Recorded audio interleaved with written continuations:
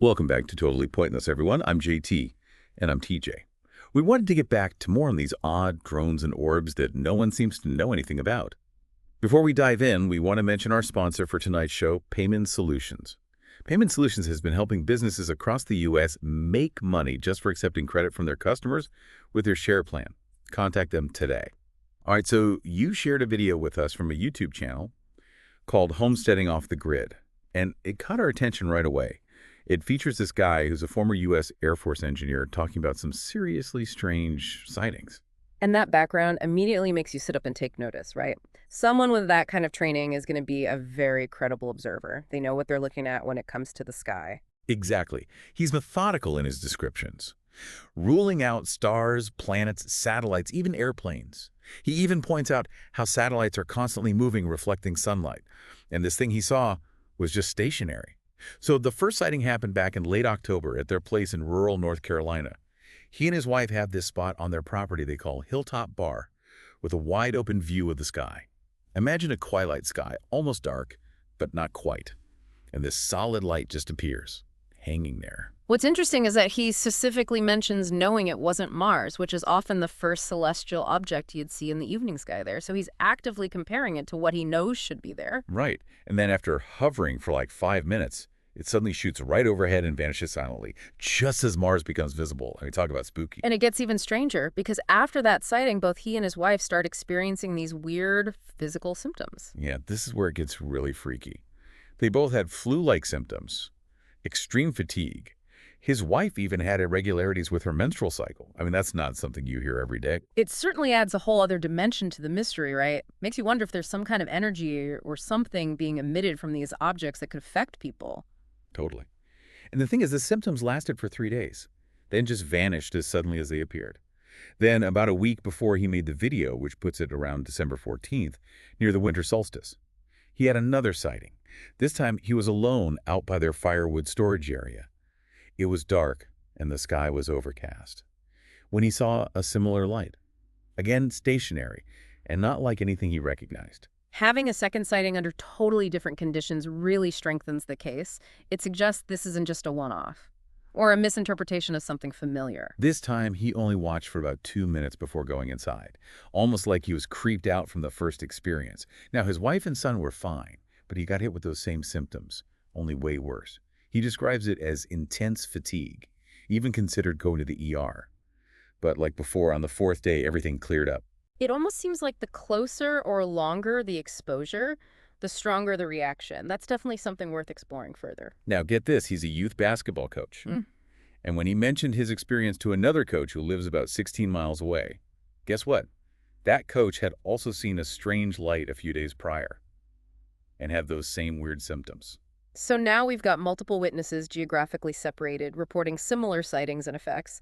It's starting to look less like isolated incidents and more like a pattern. And hold on, because it gets even wilder.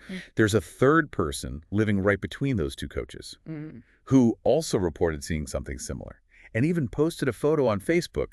We're talking a triangle of sightings here. A triangle of sightings. That's fascinating. It really suggests something larger is going on. Maybe some kind of coordinated movement or activity. Right. But here's the frustrating part. Nobody seems to have any answers. He talks about finding comments on news websites where people are expressing frustration with a lack of government transparency and action on these sightings. That lack of acknowledgement can really fuel speculation and anxiety, especially when you have people experiencing unexplained physical effects. He even quotes another former Air Force engineer who commented on one of these articles. The engineer points out that from a national security standpoint, anything unidentified in our airspace is considered a potential threat until proven otherwise. He's calling for transparency and a clear strategy to address these sightings, emphasizing the need for answers and accountability. Which makes sense. If there's something unknown flying around in our skies potentially affecting people's health, it raises some serious questions about what's being done to investigate it. Absolutely. He ends his video by encouraging viewers to share their own experiences and theories. Clearly, he's searching for answers and wants to raise awareness about what he sees as a potentially big deal. What strikes you most about his account so far? What resonates with you? It's really compelling stuff, isn't it? Multiple witnesses, a triangular pattern of sightings, and those physical symptoms.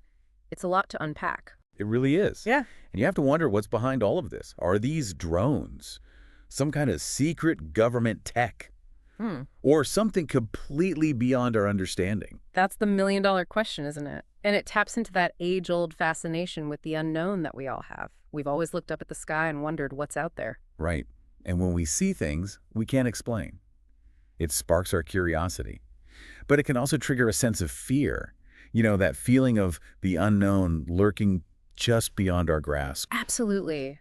It's a primal instinct to be both drawn to and wary of what we Yeah. don't understand. And in this case, those physical symptoms add a whole other layer of It's unease. like something out of a sci-fi movie, right? Objects appearing in the sky, and then people experiencing these bizarre side effects. It definitely makes you think about the potential for things we haven't even begun to comprehend. Of course. We have to approach these accounts with a healthy dose of skepticism, too. We can't just jump to conclusions without solid evidence. Agreed. We're not saying this is definitive proof of anything, but it's a compelling story that definitely warrants further investigation. Exactly. We need more data, more witnesses, and more scientific analysis before we can really draw any firm conclusions. So what does this all mean for us as listeners? Why should we care about these strange lights in the sky? Well, for one, it reminds us that there's still so much we don't know about the world around us. It's a humbling realization that we're not always in control and that mysteries still exist. That's a good point. It's easy to get caught up in our daily lives and forget that there's a whole universe out there, full of things we may never fully understand. And it also highlights the importance of critical thinking and healthy skepticism. In this age of information overload, it's crucial to question everything, evaluate sources, and not just blindly accept what we see or hear. Especially with social media, where things can spread like wildfire. It's easy to get swept up in sensationalism and misinformation if you're not careful. Exactly. We need to be discerning consumers of information and avoid jumping to conclusions based on limited evidence. So how do we approach this topic responsibly? What can we do to learn more and contribute to the conversation in a meaningful way? I think the first step is to be open-minded, but also discerning, as we said before. Don't dismiss these accounts outright, but also don't accept them uncritically.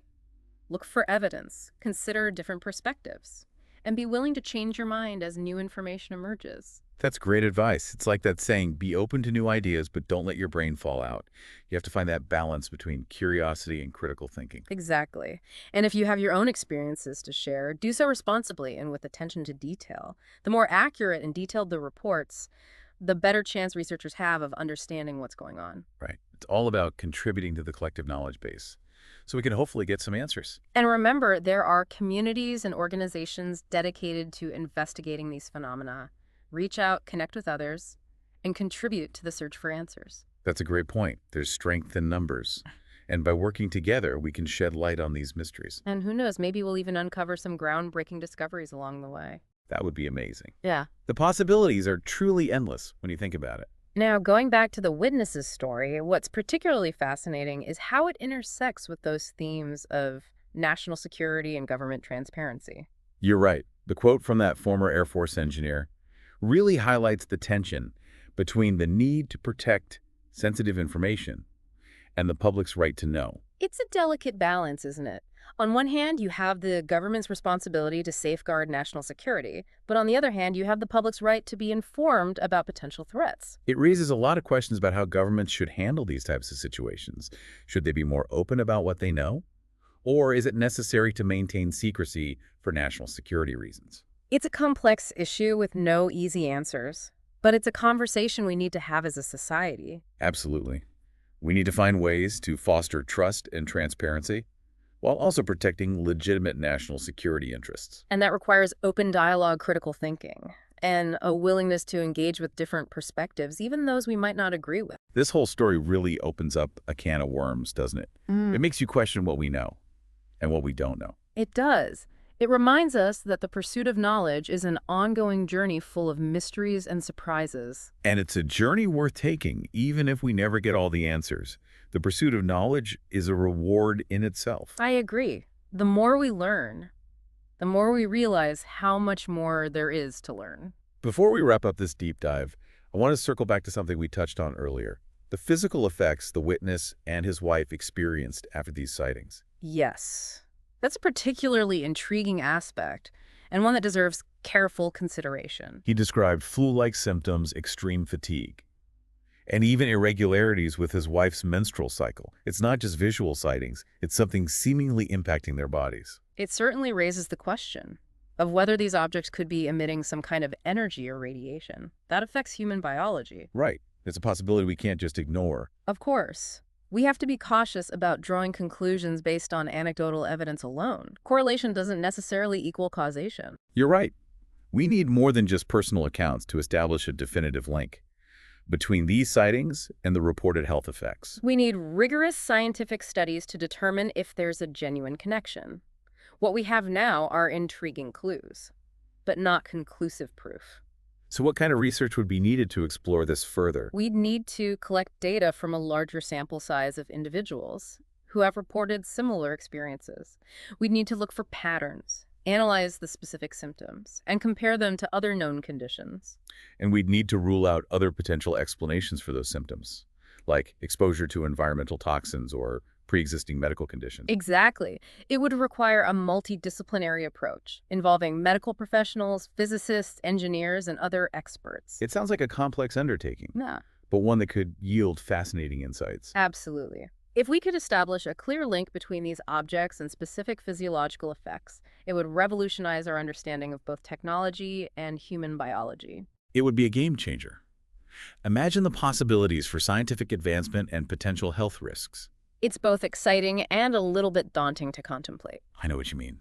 It's a reminder that with every new discovery comes new responsibilities. We need to be prepared to handle these advancements ethically and responsibly, ensuring they benefit humanity without causing harm. Well said. It's a call for both scientific rigor and ethical awareness as we move forward. Absolutely. We need to approach these mysteries with a balance of curiosity, skepticism, and a deep respect for the unknown. And maybe, just maybe, through careful investigation and open-minded exploration, we'll unlock the secrets of these strange lights in the sky. That's the hope, isn't it? To push the boundaries of human knowledge and uncover the truth, whatever it may be. It's a journey worth taking, even if the destination remains shrouded in mystery. I couldn't agree more. The pursuit of knowledge is an adventure in itself, full of twists, turns, and unexpected revelations. And who knows what incredible discoveries await us just beyond the horizon. That's the beauty of exploration, isn't it? The possibilities are endless, and the journey is just as rewarding as the destination. Well, on that note, I think it's time to wrap up this deep dive. Yes. I believe we've covered a lot of ground today. We've explored the witness's account in detail, analyzed the potential implications, and discussed the importance of critical thinking and scientific inquiry. And we've left our listeners with plenty to ponder and explore on their own. Exactly. We've given them the tools and the context to continue the conversation. And hopefully we've sparked their curiosity and inspired them to delve deeper into the mysteries of the universe. That's what it's all about, isn't it?